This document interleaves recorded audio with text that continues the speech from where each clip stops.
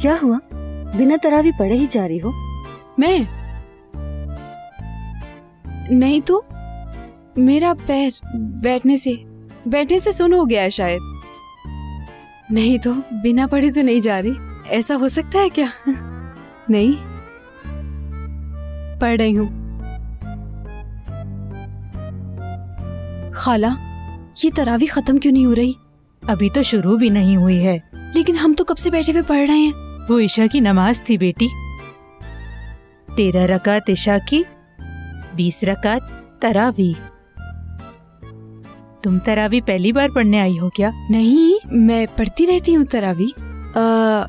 यानी जानती हूँ, लेकिन इतना खो गई थी कि समझ ही नहीं आया कितना पढ़ लिया। बस इसीलिए आपसे पूछ लिया।